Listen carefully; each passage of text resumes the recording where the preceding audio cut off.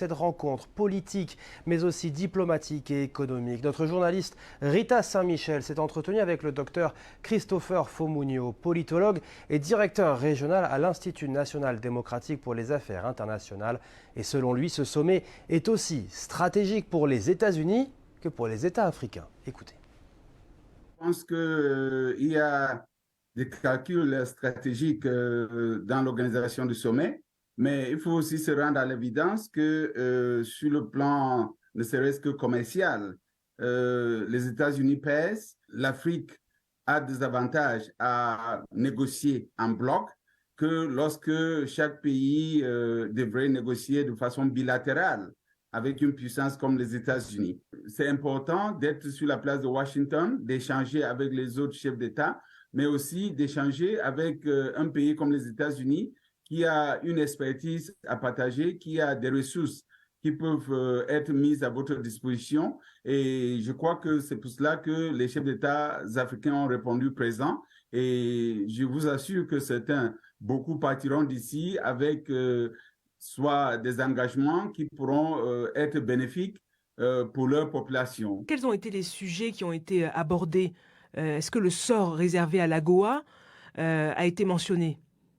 Oui, effectivement, Agua a été beaucoup mentionné hier, parce que hier, c'était réservé. La plupart des discussions d'hier portaient sur le commerce et sur les questions économiques.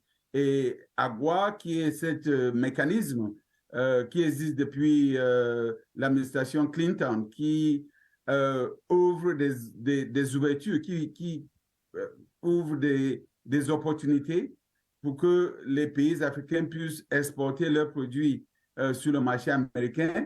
Agua arrive donc à expiration en 2025. Donc, à l'heure actuelle, il y a beaucoup de débats sur les avantages d'Agua et sur la nécessité de maintenir le mécanisme en place au-delà de 2025.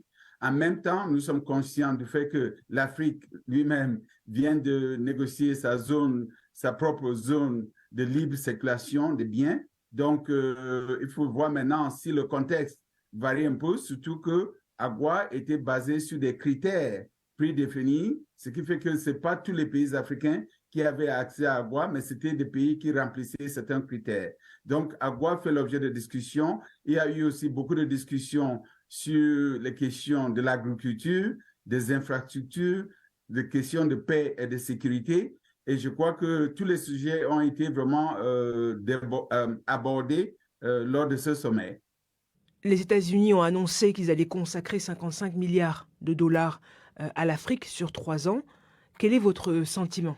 Moi, je pense que, vu du point de vue de ceux qui ont besoin de certains services ou d'une assistance, c'est une bonne chose, c'est une chose à saluer.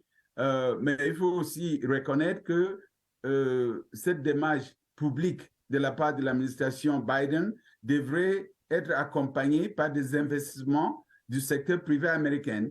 Comment est-ce que ces fonds vont être répartis? L'une des choses que j'applaudis pour ce sommet qui différencie un peu ce sommet par rapport à celui de 2014, lorsque Barack Obama était au pouvoir, c'est que le président Biden vient de désigner un envoyé spécial qui sera chargé de la mise en œuvre des résolutions ou des conclusions de ce sommet, ce qui va nous permettre d'avoir une certaine transparence par rapport à la façon dont les 55 milliards de dollars seront distribués entre les différents pays, ce qui nous permettra également de voir qu'effectivement les promesses faites pendant ce sommet seront effectivement mises en œuvre au bénéfice des pays africains.